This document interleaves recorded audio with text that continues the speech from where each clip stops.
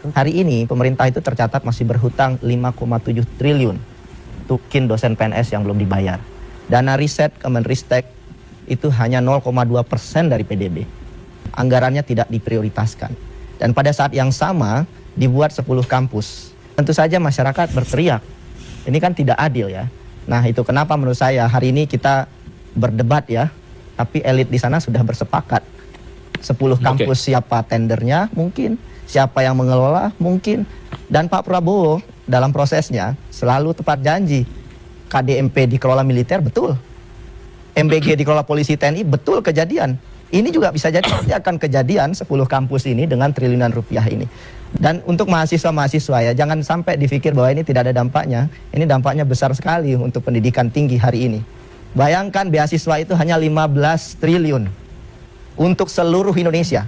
Kalau 50 triliun ini diberikan untuk beasiswa, itu bahkan bisa mengcapture banyak 500-an ribu orang gitu ya. Dan bahkan saya pernah hitung untuk menggratiskan pendidikan tinggi, anggarannya juga tidak sampai 100 triliun. Kenapa ini tidak diprioritaskan? Persoalan pendidikan Indonesia soal ketimpangan.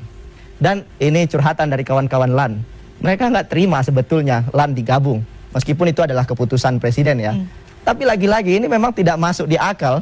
Sudah ada LAN, ada Lemhanas, tapi kemudian dibikin kampus pendidikan kebangsaan yang baru. Saya melihat publik dininabobokan dengan anggapan bahwa niat mulia presiden dan lain-lain. Saya kira mengelola negara berbeda, tidak cukup hanya dengan niat mulia. Mungkin dokter ingin menolong pasien, tapi kan diagnosisnya harus betul. Kalau salah pendekatan kebijakannya, pasiennya bisa meninggal. Itulah yang terjadi hari ini. Kebijakan yang dipilih bukan kebijakan yang diinginkan oleh masyarakat. Kenapa imajinasi presiden, pendidikan kebangsaan dan lain-lain.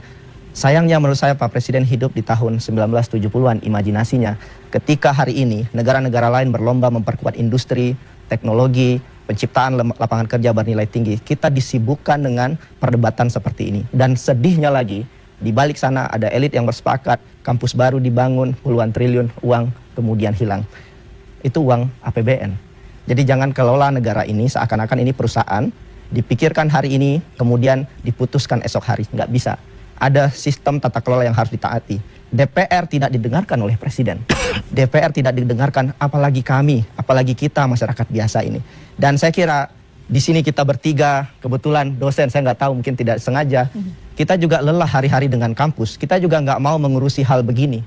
Tetapi irasionalitas ini harus dilawan. Ini tidak, menurut saya tidak masuk akal sehat. Itu saja pesan dari saya. Jangan membungkus bangkai yang sudah pasti busuk ya. Apa adanya saja sampaikan ke publik. Kalau memang itu busuk, dibungkus seperti apapun itu akan tercium baunya. Ini proyek, mohon maaf.